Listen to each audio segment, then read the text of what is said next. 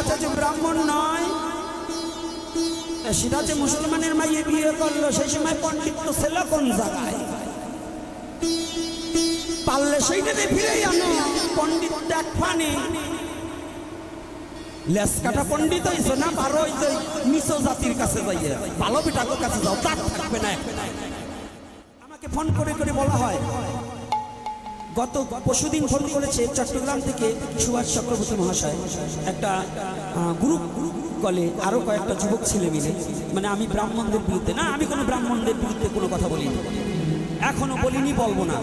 কিন্তু যদি জাতি হিংসা ছড়াবার জন্য আজকে যারা বড় বড় পণ্ডিতরা বলছেন যে ব্রাহ্মণের ছেলে ব্রাহ্মণ হবে, ওটা আমার কোনো নৌকা নিতে পারবে না, এটা নয়। আপনারা একটা কথা ভেবে দেখবেন, পণ্ডিতদের একটা কথা জেনে রাখতে হবে, পণ্ডিতদের ভেবে চিন্তে কথা বলতে হবে।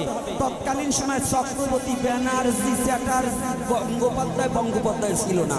আপনারা এই টাইটেল কোথায় পাইছেন? বেদে তো এই টাইটেল নেই। আছে বেদে টাইটেল? কোন পুরাণে আছে? চক্রবর্তী বলতে কি বুঝায়? রাজা। চক্রবর্তী বলতে সম্রাট, রাজ চক্রবর্তী বলা হয় না? কিন্তু চক্রবর্তী বলতে ব্রাহ্মণ নয়। আপনারা চক্রবর্তী, গঙ্গোপাধ্যায়, বঙ্গোপাধ্যায় এগুলো পাইলেন কোথায়? এই খা বিশ্বাস এগুলো তো আগে ছিল না, বেদের গায়ে এগুলো ছিল না। তাই ফাজলামিক বা কথাবার্তা সনাতন ধর্মকে নিয়ে কথা বলতে হলে পাণ্ডিত্য অর্জন করেছেন বটে, এজন্য আপনাকে ধন্যবাদ জানাই যে আপনারা অনেক শ্লোক মুখস্থ করেছেন। কিন্তু আমরা শ্লোক না বলতে পারলে কি হবে?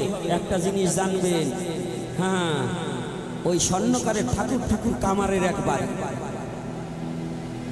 স্বর্ণকার সারা দিন রাত ঘুরে ঠাকুর করবে, কামারে এক বাড়ি দিয়ে কিন্তু একেবারে মাথা চেঁচে দেবে। এজন্য সনাতন ধর্ম নিয়ে আবার বর্ণবাদ বাংলা ভারতের মধ্যে সৃষ্টি করতে চাইলে তাকে কোনো ছাড় দেওয়া হবে না। যে জাতি হোক যদি বর্ণবাদ ছড়াতে চায় তাকে কোনো ছাড় দেওয়া হবে না। আমি সনাতনী। কোথায় ছিল সেদিন তোমার এই কৌলিন্য প্রথা? সৃষ্টির প্রারম্ভে খোঁজো, যদি জগৎ পিতা জগদীশ্বর এক মনু হইতে যদি সমস্ত জাতির সৃষ্টি হয়, ওটা পড়নি? ওটা পড়নি? এক মনু হইতে যদি জগৎ সৃষ্টি হয়, তাহলে এই নিচু মুচির ছেলে ব্রাহ্মণ, এটা জানিতে হবে। তোমার কথায় চলবে না, আগে সিদ্ধান্তবাদে আসতে হবে। বস্তু নির্দেশিয়া করো তত্ত্বেরই বিচার। তোমার মতো তুমি বলে যাবে আর এই কুসংস্কার ছড়িয়ে দেবে, এটা সনাতনী জাতি কখনো মানবে। জন্য বলছে, যেই ভজে সেই ভক্ত, আর সব ছাড়, কৃষ্ণ ভজনে নাই জাতি কুলাদি বিচার। কষ্ট হচ্ছে নাকি আপনাদের আমার কথা শুনতে? কি কষ্ট হচ্ছে? রাধে রাধে। কষ্ট পাচ্ছেন না তো বাবারা? আজকে কান্নাকাটি বন্ধ। যত কান্না গতকাল কানছেন, আমার ভাই কান্দাইছে, আমি আজকে কান্দাবো না। আজকে কান্দাকাটি করে কি পাইছেন? কানবেন, কাঁদতে হবে, তবে মায়াবাদী নয়, শুধু কৃষ্ণ বলে কাঁদবে। লোককে দেখাবার তরে নয়, যেন সে দেখবে আর আমি জানি, সে জানে আর আমি জানি। এজন্য এই কান্না কাঁদতে হবে। তবে আজকে কোথায় আমার সেই প্রতিটা মনুষ্য জাতি দুঃখ হরণ করবার নিমিত্তে সেই গোলকের হরি এসে ভুলকে এসে গৌরাঙ্গ রূপে নিচ জাতিকে বক্ষে জড়িয়ে ধরে আজকে ব্রাহ্মণ্যবাদ ছড়াচ্ছেন। এই পণ্ডিতগুলোকে বলে রাখি, পিনাকি ভট্টাচার্য ব্রাহ্মণ নয়, সেটা যে মুসলমানের মাইয়ে বিয়ে করলো, সেই সময় পণ্ডিত ছিল কোন জায়গায়? পারলে সেইটাতে ফিরেই আনো। পণ্ডিত দেখ ফানি লেস কাটা পণ্ডিত হইছো না, পারো ওই যে নিচ জাতির কাছে যাইয়ে ভালো পিঠাকের কাছে যাও, তার থাকবে না। এজন্য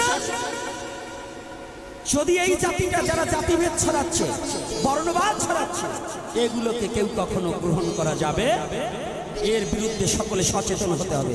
যেখানে যে অবস্থায় পাবে একে আগে হটাও। বর্ণবাদকে কি করতে হবে? হটাতে হবে। সনাতন ধর্মে কোনো বর্ণবাদ নেই, পূর্বেও ছিল না, এখনো ছিল না। যদি থাকতো, মহাপ্রভু চার পণ্যের জন্য চারজন সৃষ্টি করতো। চারজনের একই পিতা যদি মনু হয়ে থাকে, তাহলে বর্ণবাদ আগেও ছিল না, এখনো থাকবে না। থাকবে? আপনারা যারা শিক্ষিত ভদ্রলোক আছেন, আমাদের আদি পিতাকে, ব্রাহ্মণের কে, ক্ষত্রিয়র কে, বৈশ্যর কে, শূদ্রের কে, তাহলে যদি মনু হয়, আমার সনাতন ধর্ম মোতাবেক যদি আদি পিতা মনু হয়, তাহলে আমরা সবাই যদি মনুর সন্তান হয়ে থাকি, তাহলে তুমি বাও না আর আমি বুঝি শূদ্র হব না? হ্যাঁ, কায়দাটা কি? উনি আমার মাথায় পা দিয়ে উনি কলা খাবে, ওই রকম কলা খাবার অন্তত সবাই দেবে না। কলা খেতে হলে একটু হিসাব করো। উপনয়ন সমস্ত জাতির আছে, দশবিধ সংস্কার শুধু ব্রাহ্মণের নাকি? ওটারও যেভাবে জন্ম হয়েছে আমারও সেইভাবে জন্ম হয়েছে, শুধু তার জন্য সংস্কার হবে, আমার সংস্কার নেই। এগুলো গল্প এবং মিথ্যা এবং মানুষ ঠকানো গল্প, এগুলো থেকে বেরিয়ে আসতে আসে।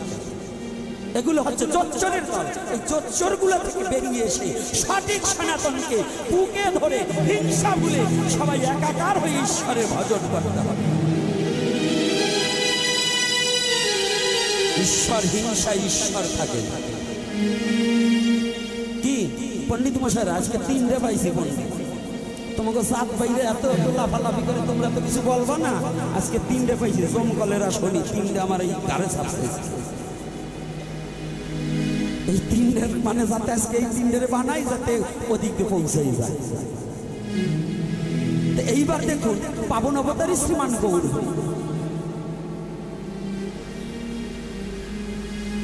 আপনারা জানেন, ছোট্ট কথা বলছি, ছোট্ট কথা জানেন তো, যে কথাটা অল্প একটু আমার এটা বলা কথা আরো পিছনে আছে, কিন্তু তথাপি আজকে কথার উপরে ভিত্তি করে চলে আসলে মহাপ্রভু কৃপা করে বলা চাচ্ছে, সেটা বলছি। আমার মুখে আমি বলছি না, এটা ঈশ্বর বলার সেটাই বলছি। আমাকে 1 নিমেষের মধ্যে ঈশ্বর আমার মুখটাকে বন্ধ করে দিতে পারে, পারে না? তাহলে এটা কে বলাচ্ছে? আপনারা জানেন আজকে আমার দুঃখ, 5ই আগস্টের পরে জানেন আমার আমার একটু ঘুমাতে পারি, দুটো খেতে পারি। আজকে মন্দিরে আমি কাজ করতে পারছি না, আমার এই পরিশ্রমের টাকা 5.5 লক্ষ টাকা, 3টা মোবাইল, এগুলো পর্যন্ত আমাকে গাড়িতে হামলা করে হাতিয়ে নিয়ে নিয়ে। আমি যেখানে মন্দির করেছি ওখানে আসার পরেও আমাকে বলে উনি আলিফ হত্যা 2 নম্বর আসামি, আমাকে আমার কাছ থেকে টাকা হাতাবার জন্য ব্যবস্থার জন্য আমাকে ডেকে নেয় অন্য জায়গায়। এরকমও অত্যাচার আমি গোপীনাথ নিজে সহ্য করেছি। আর আপনারা বলবেন সুখে আসে, মানে উপর দিয়ে কাপড়া দিয়ে বুকে একটা কাপড়া দিয়ে মেরে দিয়ে পিছনে খালি হাত বুলাবেন। আমার যে বুক দিয়ে রক্ত পড়ছে এটা আপনারা দেখছেন, এটা দেখার সনাতনী জাতির চোখ হয়ে যাচ্ছে। এই সনাতনী জাতি অন্ধ হয়ে গেছে। নিজের জাতির প্রতি যত দুঃখ আসুক, আমি ভালো থাকলেই জগৎ ভালো না। আমার একটা হাত ভালো থাকলে যেমন আর একটা হাত ছাড়া চলে না, তবু আমার স্বজাতি ভাই যদি কষ্টে থাকে তাহলে তুমি সুখে থেকে তোমার এটা সুখ না, এটা সুখ নয়। তুমি যদি পারো, আমার এ ঘর ভাঙিছে যে বা আমি বাঁধি তার ঘর, আপনে করিতে কাঁদিয়ে বেড়াই যে মরে করেছে পর। তুমি কোন সনাতনী? আমি সেই সনাতনী যে সনাতনী জগাই বাধাইকে উদ্ধার করেছিলেন আমার মহাপ্রভু এবং আমার দয়াল নিতাই। আমি সেই সনাতনী।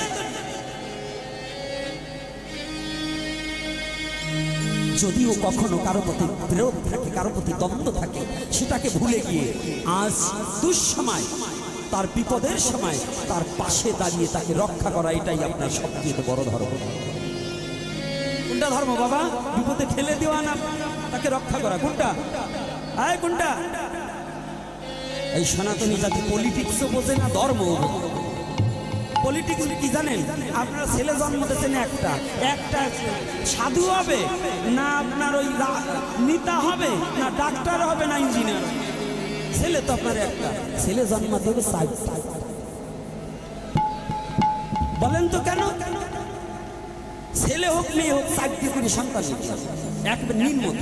যদি 3টার, ওই আমার সুভাষ বাবা বলছে 3টার পরে যদি এই আমগ্রাম ইউনিয়নে কারো সন্তান নেওয়ার ইচ্ছা থাকে আমার সুভাষ বাবার সাথে যোগাযোগ করবেন, 1000 টাকা আমার সুভাষ বাবা সংগঠন থেকে উঠিয়ে দেবে। এই আগের পাঠে আমার সাথে কথা হয়েছে, তবু পাকুল্লে বসে, তবু 4টে করে নিতে হবে। এর কারণ কি জানেন? একটা আওয়ামী লীগ করবে, একটা বিএনপি করবে, একটা জাতীয় পার্টি করবে, একটা জামাতি করবে, একটা হেফাজত করবে, 5টা 6টা সব নিয়ে নেব। যে দল আসবে সেইটাই আমার সুবিধে।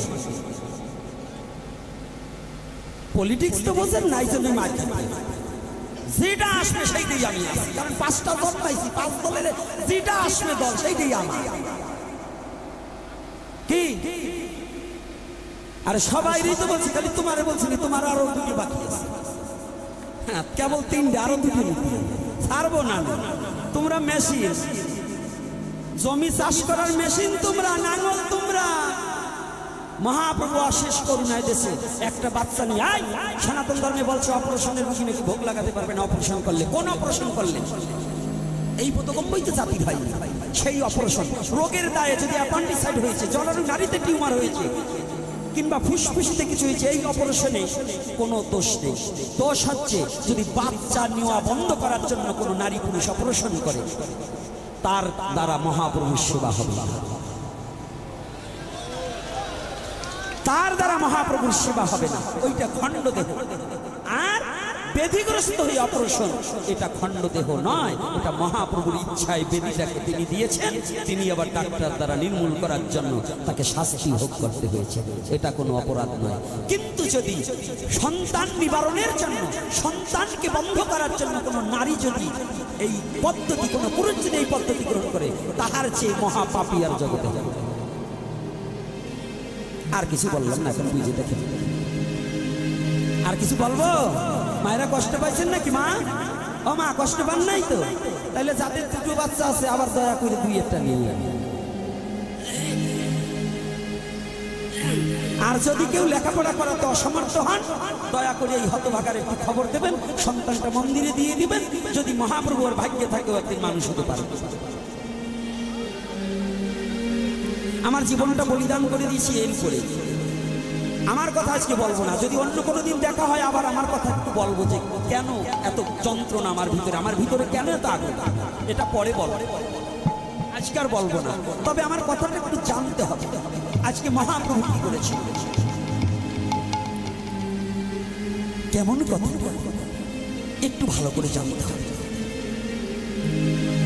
চন্দ্রশেখরের ঘরে যেদিন মহাপ্রভু দক্ষিণাতে চন্দ্রশেখরের ঘরে অবস্থান করছে, আর এদিকে রূপ গোস্বামী, কিন্তু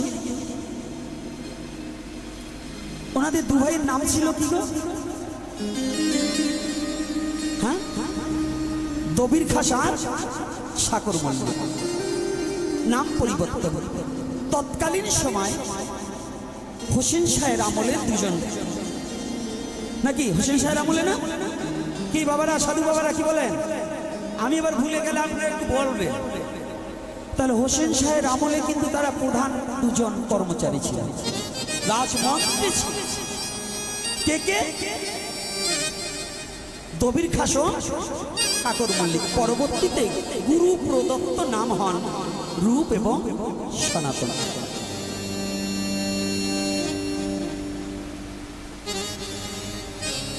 এই রূপ গোস্বামী অনেক আগে হোসেন শাহের রাজ কর্মটাকে পরিত্যাগ করে মহাপ্রভুর নির্দেশ নিয়ে বৃন্দাবনে চলে গেছে। সাধু বাবারা একটু ভালো করে শুনবেন, বিশেষ করে এই কথাটা আমাদের প্রত্যেকটা সাধুর শোনার দরকার আছে। গায়স্থ ভক্ত তো শুনবেই, তারা তো পিপাসিত। আমরা অনেক সাধু মনে করি আমি তো সাধু হয়েই গেছি, আমার আর কিছু প্রয়োজন। অনেক সাধুর আছে ভাগবতে যায় না, মানে উনি ভেগ নিয়েছে তো, উনি একেবারে বড়, নিজেই ভগবান সেজে গেছে। ভেগে বৈরাগ্য নহে, বিনা উপদেশে সাধন সিদ্ধি হয় গুরু কৃপা লেশে। ভেগ নিলেই বৈষ্ণব হওয়া যায় না, সন্ন্যাস নিলেও সে সন্ন্যাসী নয়। যেমন আমি সন্ন্যাসী না, দেখো না, সন্ন্যাসীরা থাকে চুপ শান্ত, তাদের ক্রোধ থাকে না। আমার ক্রোধ আছে, এজন্য আমি সন্ন্যাসী হতে পারি। তবে আপনাদের চরণে একটু স্থান দিবেন। আমাকে যদি মহাপ্রভু নরকেও রাখে তাতেও আমার সুখ হবে, যদি আমার এই দেহটা এবং আমার প্রাণটা যেন আমার জাতির জন্য উৎসর্গ করে দিয়ে যেতে পারি, তাতে আমি নরকে গিয়েও সুখ পাবো, এটা আমার কোনো দুঃখ নেই।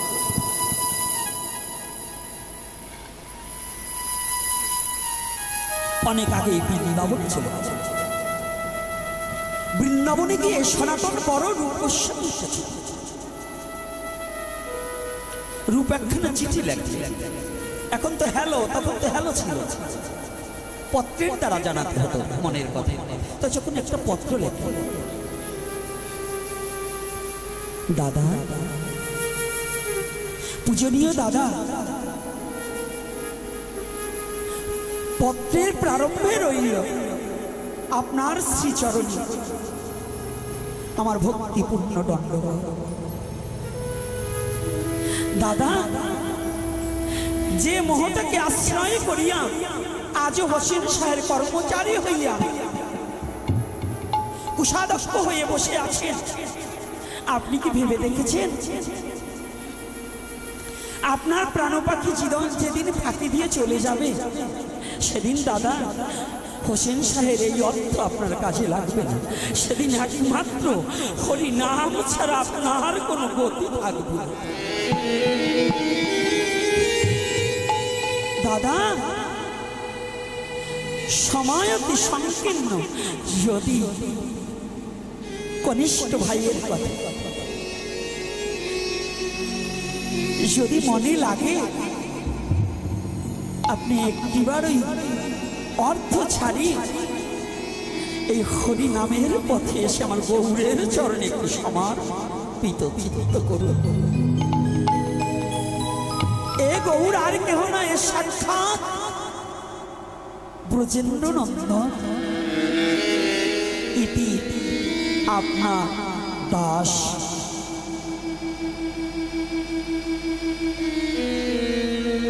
পত্রখানা অনেকদিন পরে সরাসরি পৌঁছিয়েছে সনাতনের হাতে। তখন তিনি সনাতন না, তখন সাগর মল্লিক।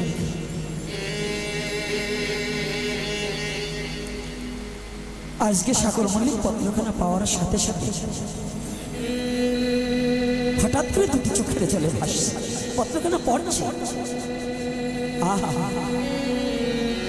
আমার ছোট ভাই হয়ে আজ গৌরের চরণে নিজেকে সমর্পণ করলো। ওরে, আজকে ও গৌরের চরণে পেল, আর আমি গৌরের চরণে থেকে বঞ্চিত হয়ে গেলাম।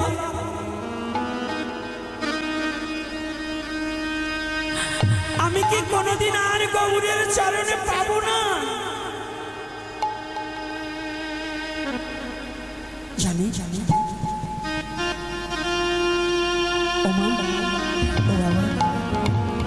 ভগবানের ভজনে কোনো মন্ত্র তন্ত্র, বেদ মন্ত্র, কোনো ভাগবত মন্ত্র, সংহিতার মন্ত্র, এগুলো দিয়ে কখনো ভগবানকে ভালোবাসা যায় না।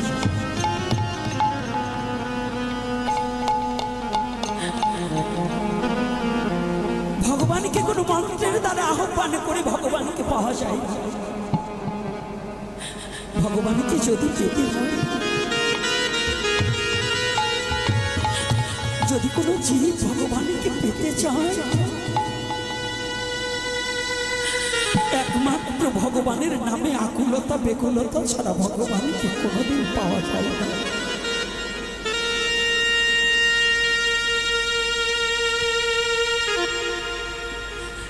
ভগবানকে পাওয়ার মাত্র দুটো পথ, সেটা হচ্ছে আকুলতা আর বেকুলতা। মনের সরলতা হয়ে আকুলতা বেকুলতার মধ্য দিয়ে যদি কেউ ভগবানকে ডাকতে পারেনি, ভগবান আর কোনোদিন থাকতে পারে না।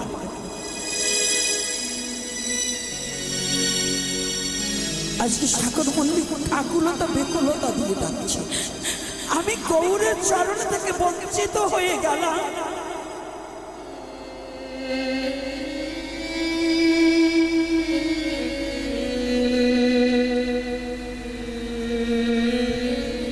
যে রাজ কর্মচারী ধুলায় ধূসারিত হয়ে গেছে, ধুলার মধ্যে ঘোরাঘুরি যাচ্ছে, আমাকে চরণে ছাড়া করো না প্রভু, আমাকে তোমার চরণ ছায়া করো না, আমি আসছি। পাগলের মতো জানেন তো, যারা গৌর প্রেমী, যারা জীবনের তরে একবার ভগবানকে ভালোবাসতে পেরেছে, পথে পাগল দেখেছেন, যাকে আমরা ব্রেন শট বলি। এই বিশ্ব জগতে একবার গৌরকে যদি কেউ ভালোবাসতে পারে, যদি একবার জীবনের তরে কোনো জীব আমার গৌর হরিকে ভালোবাসতে পারে, তার নামটা যদি শুদ্ধ চিত্তে বদনে লইতে পারে, তার আর ঘরে থাকতে পারবে না।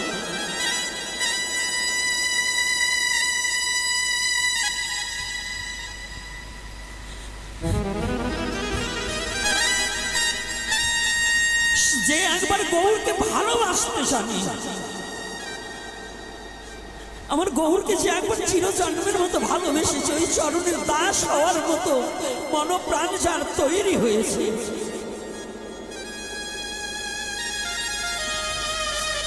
যে গৌরকে ভালোবাসার মতো হৃদয়ে একটা বাসা তৈরি করেছে, একবার হৃদয়ে দুয়ার খুলে দিয়ে হা গৌরাঙ্গ বলে যে জন একবার ডাকতে পারিনি,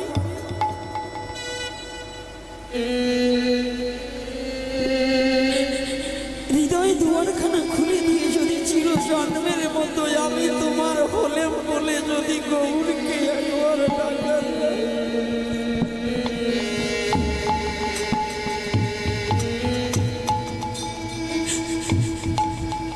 গৌর আমি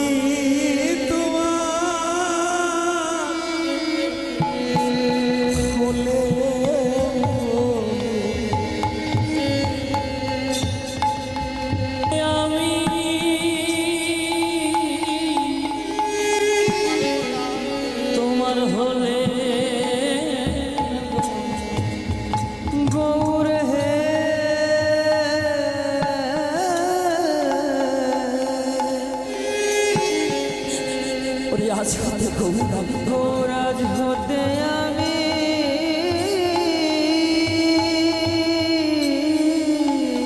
গৌর হরি তোমার হলাম বলে, ওরে আমি তোমার দেখা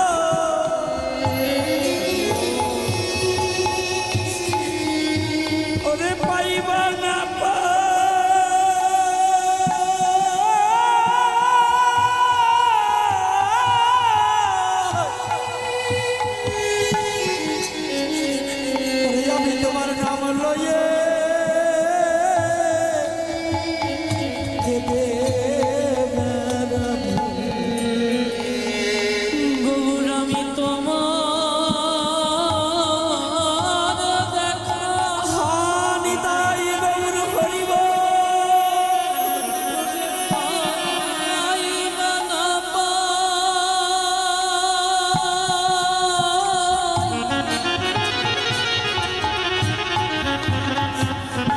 তোমার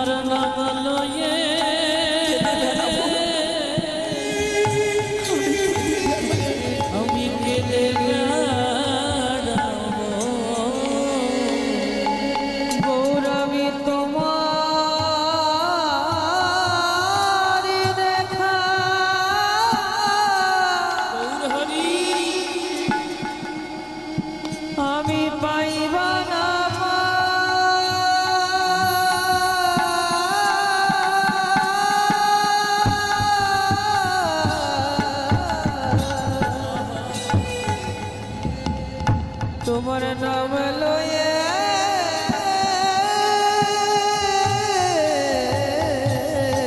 আমি কেঁদে বেড়াবো, আমি কেঁদে বেড়াবো, এই জগতে পথে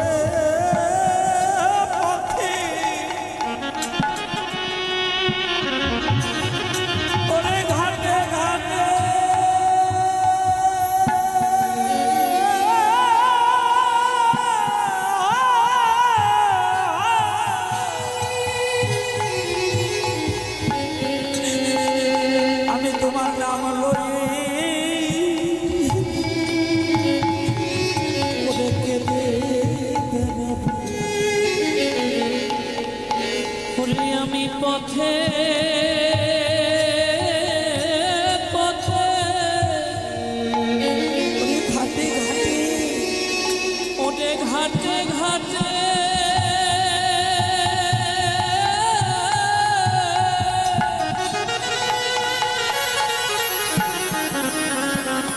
মধুর তোর নাম লয়ে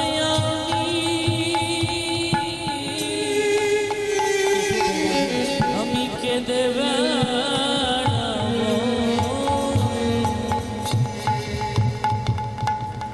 বিশ্ব জগতে এমন খোলা মন, এই আকুলতা বিকুলতা যাদের মধ্যে তারা আজ না হোক কাল, কাল না হোক পশু আমার গৌরের চরণ তারা পাবে। আমার গৌরের কৃপা তারা পাবে পাবে, তারা গৌরের চরণ থেকে কেউ বঞ্চিত থাকবে না। আজকে পত্র পাওয়ার সাথে সাথে সাগর মন্দির ধুলায় ধূসায় সবাই ভাবছে একে হল হোসেন শাহ, ভাবছেন আমার এমন সুবুদ্ধি এমন ব্রেনিয়ার মন্ত্রী, হ্যাঁ পাগল হয়ে গেল। আরে শুদ্ধ ভক্ত পাগলই বলে, হ্যাঁ শুদ্ধ ভক্ত তারা তো অরিজিনাল পাগল।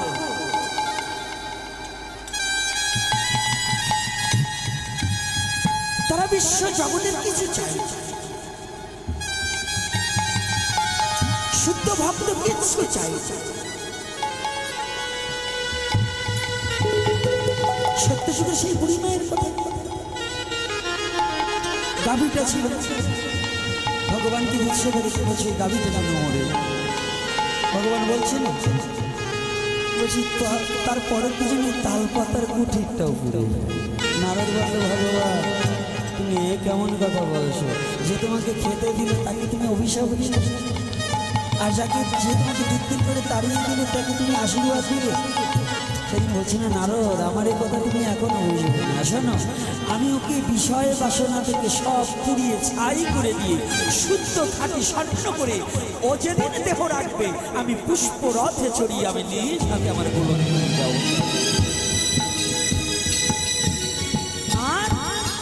তাড়িয়ে দিয়েছে ওকে বিষয় বাসনা দিয়ে এমন ডুবিয়ে রাখবো ও যেন আমাকে আর কোনোদিন খুঁজে না পায়। তো শুদ্ধ কৃষ্ণ ভক্ত যারা, যারা শুদ্ধ গৌর ভক্ত, যারা শুদ্ধ হরি ভক্ত, যারা শুদ্ধ শিব ভক্ত, যারা ভক্ত বিভক্ত নয় ভক্ত যারা, তাদের মনে কোনো অহংকার হিংসা থাকে না, থাকে বাবা। যারা শুদ্ধ ভক্ত তাদের সে মতীয় হোক, কৃষ্ণ ভক্ত হোক, শৈব হোক, যে পথে পথে হোক, তাদের কোনো এসব থাকে না। এই হিংসা খুঁটিনাটি কাঁদে যারা বদমাস নাকি বাবা। শুদ্ধ ভক্ত এই যে ওরাকান্দির কথা বলেন, ওরাকান্দি গিয়েছে ছোট মা মেজো মা সুব্রত ঠাকুর এবং ওই বংশের যত যারা আছে ওই বংশের জন্মগ্রহণ যাদের যাদের সাথে দেখা হয়েছে, তারা যে শ্রদ্ধা জ্ঞাপন করছে, তারা যে ভালোবাসা দিয়েছে, তারা যে আমাকে সম্মান নয়, তারা যে তাদের চরণে ঠাঁই দিয়েছে, এটাই আমার কাছে সম্মান। আমি চাই আমি তারা ভালোবেসে তাদের চরণে আশ্রয় দিয়ে ওই বংশে যারা জন্মগ্রহণ করেছে, আমার জন্ম তো ঠাকুর বংশে হয়েছে, তাহলে ওই বংশে যারা জন্মগ্রহণ করেছে তাদের পূর্ব জন্মও ভালো, না হলে ওই বংশে তারা জন্মগ্রহণ করতে পারতো না। তাহলে তারা যে আমাদেরকে ভালোবাসলেন, বুকে টেনে নিলেন, এটাকে আমরা অস্বীকার করবো? কি অস্বীকার করবো বাবা? এইটা অস্বীকার করা যাবে না। তাহলে তাদের এই যে ভক্ত তৈরি হওয়া। আর একটা শুভ সংবাদ, যারা আগের তারিখে শুনছেন এবারও শুনুন। আমি লীলাটা বলবো কিন্তু এই কথাগুলো এসে যায়, না এসে বলতে পারছি না। আমাদের এই দুঃখটাকে দূর করার জন্য আমাদের আজকে কমিটির পক্ষ থেকে এক বাবা বলেছে আলোচনা করার জন্য, সেখানে একটু টার্চ দিয়ে আবার ওখানে যাবে। সেই টার্চটা হচ্ছে শ্রাদ্ধে মৎস্যের কথা বলার জন্য, যে এটা কতটুকু যুক্তাযুক্ত, কতটুকু বৈধ। কে কথাটা কি বলবো না বলবো না? হ্যাঁ, আমাকে বলবার জন্য বলছে তাই আমি বলছি, আমার ইচ্ছায় নয়। এটা নিয়ে বহুতবার এপিসোড করা আছে, তারপরেও বলছি, কারণ আমি তো আপনাদের সন্তান নাকি? আমি কাদের? আপনাদের সন্তান নয়? আমি আমার মা বাবা নরকে যাক এটাকে আমি চাবো? যারা ভুল করেছে ভুল করেছি, ভুলেরও সংশোধন আছে, কারণ ভগবানের কাছে, ভগবান দয়ালু, তার কাছে ক্ষমা চাইলে ভুল ক্ষমা করে দেবে, দেবে কি না? এটা আমাদের বিশ্বাস আছে কি না বাবা?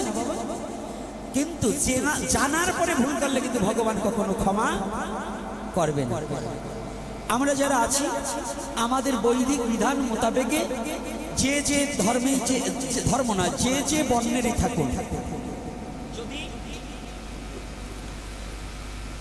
যদি আমাদের শুদ্ধ মত মানতে হয়, প্রাচীন কাল থেকেই আসছে, আমাদের বংশে কেউ মারা গেলে ওই বংশের 7 পুরুষ পর্যন্ত কোনো মাছ, মাংস, পেঁয়াজ, রসুন, মসুরির ডাল, ডিম ভক্ষণ করে না। কত পুরুষ কি করেন নাকি? আপনারা করেন? কথা বলে না। তা যারা কথা না বলেন তারা কি মনে হয় করেন? নাহলে মৌন থাকেন কেন? অর্থাৎ আমাদের নিয়ম হচ্ছে 7 পুরুষ পর্যন্ত ঔষধ পালন করা হয় নাকি বাবা? আচ্ছা, ঔষধ পালন করেন। এই 11 দিন কিংবা 15 দিন কিংবা 13 দিন কিংবা 1 মাস এর মধ্যে কি কেউ মাছ মাংস খান?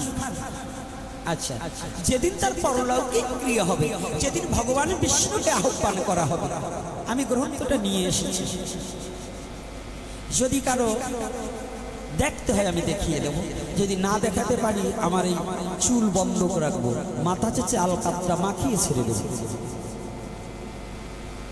কথাটা বুঝতে পেরেছে? আমি পরিষ্কার বলবো। আর যদি লেখে থাকে তাহলে ব্যাস দিয়ে ভুল লেখছে, এই জন্য আমি দায়ী না। আমার সাথে ঝগড়া করবার আসলে কপালে ওই হতে পারে, কারণ গ্রন্থে লেখছে আমি বলবো না, তো সত্যটা বলতে হবে, মিথ্যাটা বলা যাবে না। গ্রন্থে লেখছে একরকম, আমাদের কিছু পণ্ডিতরা বলে তাদের সুবিধা মতো একরকম, এইটা বলা যাবে না। তাহলে যেদিন যে অন্ন ভগবান বিষ্ণুকে নিবেদন করা হয় নাই, সেই অন্ন কুকুর মাংস সদৃশ। যে অন্ন ভগবান বিষ্ণুকে নিবেদন করা হয়নি, সেই অন্ন কুকুর মাংস সদৃশ। তাহলে যদি এই কথাটা আমাদের শাস্ত্রীয় নির্ধারণ এবং থাকে, আচ্ছা আমরা এমনি খাই, আমাদের পশু স্বভাব অনেকেরই, আমারও পরিবর্তন হয়নি, আমি আপনাদের বলবো তা না, আমারও পরিবর্তন হয়নি, তাহলে আপনি খান তাতে বলবো। কিন্তু যেদিন ভগবান বিষ্ণুকে আহ্বান করিয়া মর্তলোকে আনিয়া পিতৃপুরুষের উদ্দেশ্যে তার চরণে ফুল তুলসী দান করা হয়, সেদিন কি